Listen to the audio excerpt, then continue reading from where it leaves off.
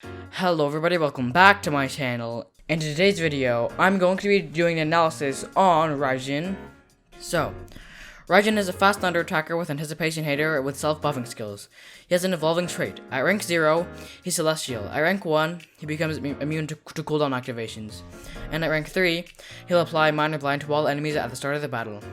He seems pretty good so far because of the anticipation hater. So, at level 100, his life stat is at 89,274, and it's not the best, not the worst, it's like in the middle, but it's okay if his life stat's not that good, because he's not supposed to be used as a tank.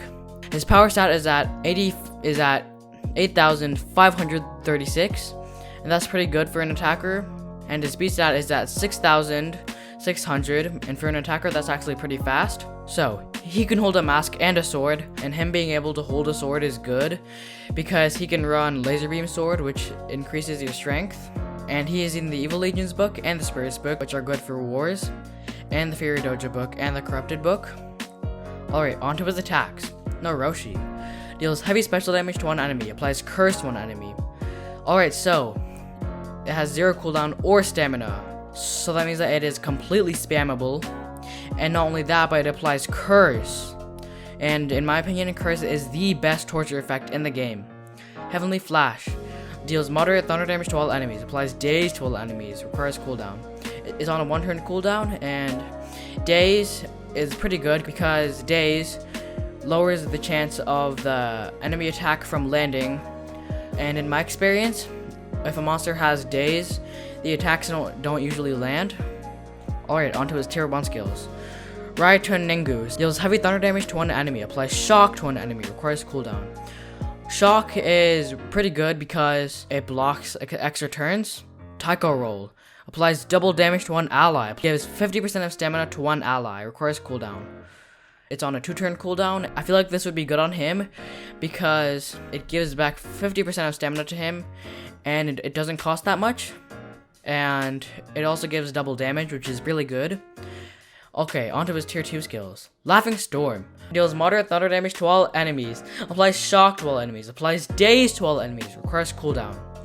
Okay, it's on a 3-turn cooldown, and this skill is pretty good, but because not only does it deal a good amount of damage, but it applies shock to all enemies, which blocks extra turns on all enemies, and applies daze to all enemies. Warrior and Protector applies anticipation hater to itself, deals heavy thunder damage to one enemy, blocks all damage except the special element to itself, requires cooldown. Okay, this is on a 3-turn cooldown. This skill is really good because say you're fighting a monster that has anticipation, like let's say Bloomeria. If there's no Mega Taunt or Taunt and nothing stopping Raijin from attacking Bloomeria, he will deal a ton of damage to her, and it would be really good.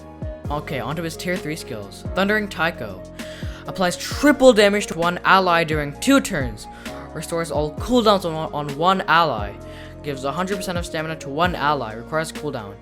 The skill is really good because if you use it on himself, then he will have triple damage and all his cooldowns will be restored. So say you use another attack like an AoE and it has a high cooldown, then it won't have a cooldown anymore because this skill restores all the cooldowns, and you'll have triple damage and you'll have 100% of stamina, so you'll be able to reuse that skill with triple damage. And if you use that skill on him, then it will restore the cooldown on that skill, so that means that if you only use it on him, then you can use that skill forever, and that's really good. Ushi no Tokimari deals heavy thunder damage to all enemies, applies curse to all enemies, applies shock to all enemies, requires cooldown. This skill dishes out a lot of damage, and it applies curse, and it applies shock. Now for his ultimate skill. 1000 Curses at Mitsunami deals insane thunder damage to all enemies, applies curse to all enemies, applies shock to all enemies, applies daze to all enemies. This skill is obviously really good because it's an ultimate skill, but you only have a 3% chance of getting it, pretty sure. Alright, so in my opinion, this monster is really good because he can dish out a lot of damage because of the triple damage and the anticipation hater, and he has a lot of dots, which is also good, and he's in good books for wars. Alright guys, that will be it for the video. Thank you so much for watching. I really hope you get this monster in the race, and I will see you next time. Bye!